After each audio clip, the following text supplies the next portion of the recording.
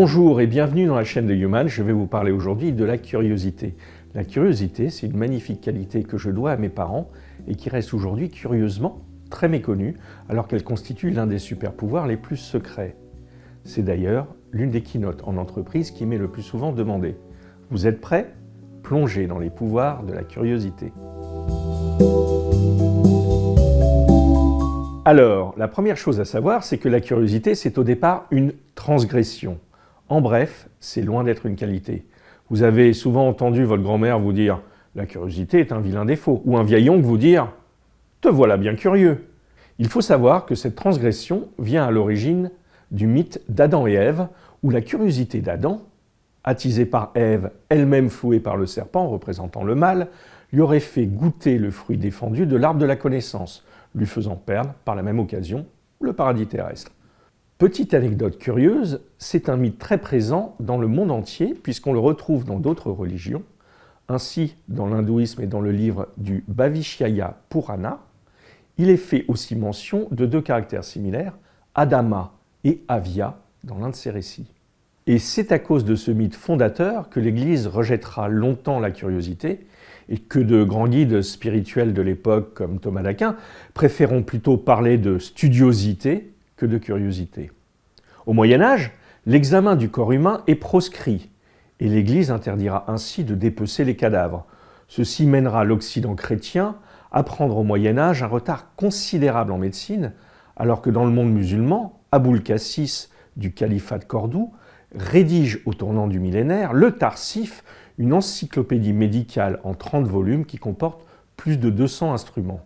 Comme le dira le concile de Tours en 1163, Ecclesia abhorret a sanguine, l'Église abhorre le sang. La dissection des cadavres est strictement interdite et la chirurgie est déclarée comme étant un acte de barbarie. Et c'est pour cela que la médecine, et a fortiori la chirurgie, prirent tant de temps à décoller. Les premiers chirurgiens descendent en fait des premiers barbiers.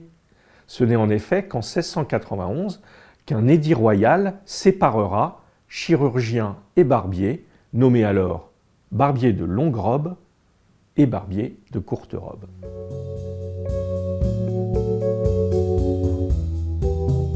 Ce n'est qu'à la Renaissance que la curiosité est réhabilitée avec les grandes explorations. Elle devient alors une disponibilité et une ouverture au monde. Apparaissent alors les cabinets de curiosité, que l'on appelle aussi studiolo en Italie, et où figurent autant d'objets réels que mythiques, issus des grandes explorations. Ces cabinets de curiosité à l'époque comprennent plusieurs sections. Naturalia, des objets créés par la nature, et Artificialia, des objets créés par la main de l'homme. Voici par exemple ce qu'on peut y découvrir. Dans la section Naturalia, un objet réel, la fulgurite, qui porte bien son nom car il s'agit d'une concrétion souvent formée à la suite du passage de la foudre sur des sols calcaires. Dans la section Artificialia des zograscopes, l'ancêtre du cinéma, on peut aussi trouver dans ces cabinets de curiosité des objets complètement mythiques, c'est-à-dire complètement faux, par exemple des racines de bara au pouvoir prodigieux, mais qui sont seulement découvrables dans le sol à l'aube après qu'un chien ait uriné sur un sang de vierge. Ou encore des fémurs de l'agneau tatar, un agneau sans peau qui pousse sur un arbre au nord de la Volga et qu'on peut cueillir avec une brassée d'herbes fraîches. À cette époque, l'incarnation ultime de l'homme de la Renaissance est ce qu'on appellerait aujourd'hui un polymathe. À la fois artiste, savant et inventeur, c'est Léonard de Vinci que je considère comme le GOAT absolu de la curiosité, comme l'atteste l'une de ses to-do list que je ne résiste pas au plaisir de vous lire. Calculer les mesures de Milan et de sa banlieue. Demander au frère Béra du monastère bénédictin de Milan le texte de Poderibus sur la mécanique. Demander à Benedetto Polinari, marchand de Florence, par quels moyens il traverse les glaces en Flandre. Dessiner Milan. Demander à Maestro Antonio comment sont positionnés les mortiers, de jour comme de nuit, sur les bastions. Demander la taille du soleil à Maestro Giovanni Francese. Trouver un expert en hydraulique et lui demander comment réparer une serrure, un canal et un moulin à la manière lombarde.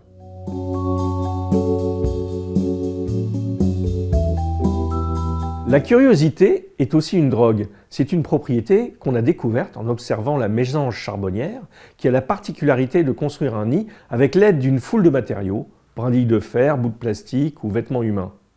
Et on a trouvé que le cerveau de la mésange charbonnière était particulièrement peuplé de récepteurs D4, c'est-à-dire des récepteurs sensibles à la dopamine. Chaque nouvelle découverte chez le petit animal étant ainsi ponctuée de shots de dopamine. Et chez nous aussi, les fameux moments Eureka sont souvent des moments ponctués de fortes décharges de dopamine, qui est la molécule du plaisir.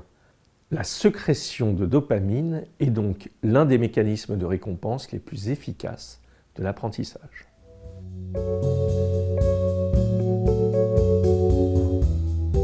La curiosité est aussi une urgence, une sorte de course contre la montre, car on ne pourra jamais tout lire et tout savoir. C'est ce qu'a découvert l'essayiste Tim Urban, qui a designé cette image en réfléchissant au nombre de Noël qui lui restait à vivre, et surtout au nombre de Noël qui lui restait à passer avec ses parents. Avec ce petit conseil, n'attendez pas pour poser à vos parents les questions que vous ne pourrez pas leur poser après. Même chose en calculant le nombre de livres qu'il vous reste à lire. Si on prend la stat moyenne de 4 livres par femme et par an, et de 2 pour les hommes, il vous reste en fait très peu de livres à lire. Songez qu'un homme de 30 ans qui ne lit que 2 livres par an n'a plus que 100 livres à lire avant de mourir. La curiosité est donc une urgence, mais c'est aussi, paradoxalement, une patience.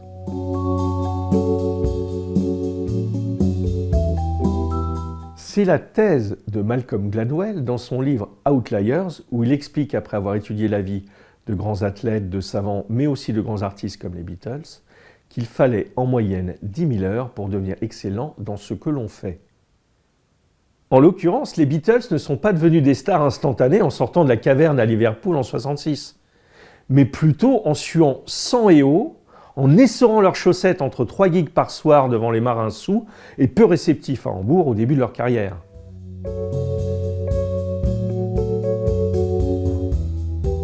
L'un des plus grands pouvoirs de la curiosité est qu'elle vous donne un avantage certain. J'emprunte cette anecdote à l'historien Christian Manjou qui nous raconte l'histoire d'un autre symbole incarné de la curiosité, l'empereur Pierre le Grand. Le jeune Pierre trouva dans la maison de son aïeul Nikita Romanov, sur le petit lac de Pletcheyevo, un canot anglais d'une structure particulière qui fut à l'origine de sa passion pour la navigation. À l'époque, en cette fin de XVIIe siècle, la Russie enchaînait défaite sur défaite face à la Suède sur les mers. Persuadé qu'il pouvait être une grande nation sur terre mais aussi sur mer, l'empereur russe est allé lui-même travailler dans les chantiers maritimes comme simple ouvrier sous le nom d'emprunt Pierre Mikhaïlov dans les chantiers navals de la Compagnie néerlandaise des Indes orientales en 1698, puis par la suite à Londres dans les chantiers de Deptford près de la Tamise où se faisaient les lancements de bâtiments militaires anglais. De retour au pays, il fera construire la première grande flotte militaire russe et finira par défaire les Suédois en 1709, ouvrant d'importantes voies maritimes à la Russie. On retrouve le même exemple de la curiosité comme avantage dans l'utilisation asynchrone d'informations. En 1815, à la bataille de Waterloo, alors que Londres pariait plutôt sur les marchés à terme sur une victoire française, le fameux banquier Nathan Rothschild avait envoyé ses propres espions en Belgique dotés de pigeons voyageurs. Il fut ainsi le premier à apprendre la défaite de Napoléon et put, sur les marchés, empocher une petite fortune en spéculant contre la tendance majoritaire.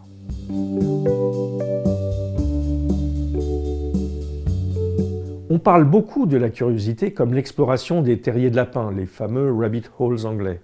Car l'un des autres pouvoirs de la curiosité, c'est certainement celle de pouvoir se perdre. Et c'est le message secret d'Alice dans son célèbre dialogue avec le chat de Cheshire. « Voudriez-vous me dire, s'il vous plaît, par où je dois partir d'ici » dit-elle. « Cela dépend beaucoup de l'endroit où tu veux aller. »« Peu importe l'endroit, » répond Alice. « En ce cas, peu importe la route que tu prendras, » répond le chat. Le célèbre psychanalyste Carl Jung parle aussi de son côté des révélations qui suivent un processus qui consiste à tourner en rond, un processus qu'il appelle la circumambulation. Et c'est aussi le message mythique de Nachlam de Breslau, ne demande surtout pas ton chemin, tu risquerais de ne pas pouvoir te perdre.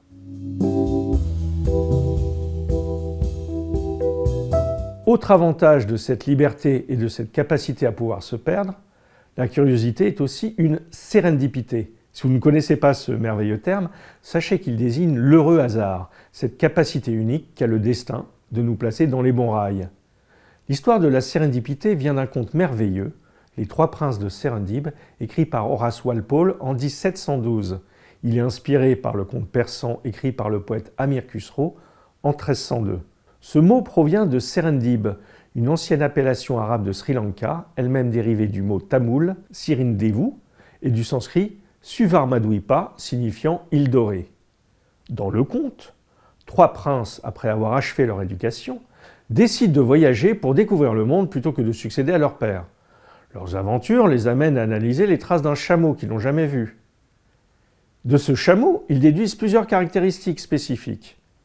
Il était borgne, il était boiteux, il lui manquait une dent, il portait du miel d'un côté, du beurre de l'autre, et surtout il transportait une femme enceinte. Leur capacité à inférer de telles informations, uniquement à partir de traces et d'indices, montre leur sagacité. Cependant, leur habileté les conduit dans un malentendu où ils sont faussement accusés du vol du chameau et emprisonnés. Leur innocence n'est prouvée que lorsqu'un voyageur annonce avoir vu le chameau errant dans le désert. Le souverain Varamgur, impressionné par leur ingéniosité et convaincu de leur innocence, les gracie et leur offre des cadeaux somptueux, les nommant même conseillers. L'histoire illustre le concept de sérendipité, où des découvertes fortuites et bénéfiques surviennent à la suite d'une intelligence et d'une observation minutieuse. Le conte se termine avec le retour des trois princes dans leur pays, prêts à succéder à leur père après leur voyage enrichissant. Et c'est aussi pour cela que la sérendipité ne désigne pas uniquement le heureux hasard, mais aussi le bénéfice de la sagacité et de la curiosité. On retrouve ainsi la sérendipité dans la découverte du vaccin contre la rage avec Pasteur. Rappelez-vous que la phrase au fronton de l'Institut Pasteur est « La chance favorise les esprits préparés ». On retrouve enfin la sérendipité dans la découverte par hasard de la vulcanisation, celle des antibiotiques par Fleming, et aussi dans la découverte fortuite du Roquefort.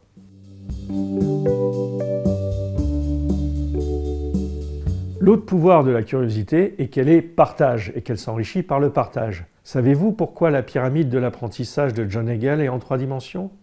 Eh bien, la 3e dimension de John Hagel, c'est le partage, et c'est pourquoi je vais me prendre au mot moi-même, et je vais vous partager les faits et les images qui m'ont le plus surpris ces dernières années.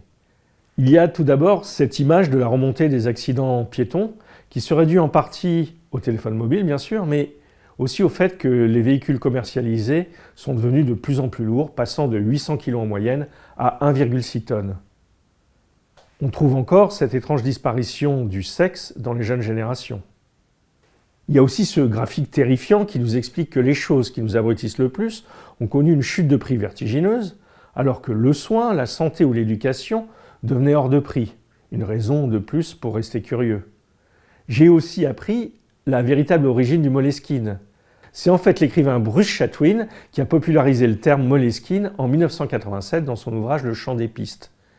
Dans cet ouvrage, il décrit ces carnets comme ayant une couverture rappelant la peau de taupe, littéralement moleskin, et composée de toile cirée noire avec des pages quadrillées maintenues fermées par une bande élastique. Produits depuis le 19e siècle par une entreprise familiale de Tours, ces carnets n'avaient pas de nom spécifique et ont cessé d'être fabriqués en 1985, comme Chatwin le déplore dans son livre en mentionnant que le vrai Moleskine n'est plus. Et c'est en 1997 que l'entreprise italienne Modo & Modo a relancé la production de ces carnets en recréant le design décrit par Chatwin et en enregistrant Moleskine comme marque, bien que ni le concept des carnets ni le terme n'aient été auparavant protégés par un droit de marque. J'ai aussi appris qu'il existait une pierre avertissant du danger des tsunamis mortels des siècles passés au village d'Aneyoshi, préfecture d'Iwate, non loin de Fukushima, célèbre pour son tsunami de 2010. Et cette pierre disait ceci: « Une maison en hauteur apportera paix et bonheur à la postérité », lit-on sur l'inscription de la pierre, qui a été érigée après un immense tsunami en 1933. J'ai aussi appris l'histoire de Panart, ou du handpan, et comment cette petite entreprise suisse avait reconstitué un handpan s'inspirant des différents instruments traditionnels orientaux. L'instrument signifie littéralement Mains et collines. Il a été créé par Félix Römer et Sabrina Scharrer à Berne, en Suisse, en 2000. Mais il a alors rencontré un succès imprévu que ses inventeurs n'avaient pas anticipé. Pour tenter de limiter le nombre élevé d'acheteurs, ils ont imposé des conditions strictes. Chaque acheteur potentiel devait rédiger une lettre de motivation et se rendre personnellement à leur atelier en Suisse pour acquérir l'instrument. Malgré cette exigence élevée, plus de 20 000 personnes ont envoyé leurs lettres, signe d'un intérêt fort pour l'instrument. Cependant, face à cette demande toujours croissante, Panhard a pris la décision d'arrêter la production et la vente de l'instrument en septembre 2014. Depuis lors, il n'est disponible que sur le marché de l'occasion, bien que très difficile à trouver car les acheteurs s'engagent souvent à ne pas le revendre. Il vaut aujourd'hui plus de 8 500 $ sur eBay. La dernière anecdote que je voudrais vous raconter, c'est celle du producteur de Games of Thrones, Michael Lombardo à HBO. Elle illustre magnifiquement le pouvoir de la curiosité. Un après-midi, alors qu'il était indécis quant au choix des scénaristes, Lombardo s'est rendu au centre de gym Equinox de Santa Monica, situé à quelques pâtés de maison de la plage. En traversant la section cardio, il a aperçu un certain Dan D.B. Weiss, qui était l'un des principaux scénaristes pressentis pour le pilote de Game of Thrones.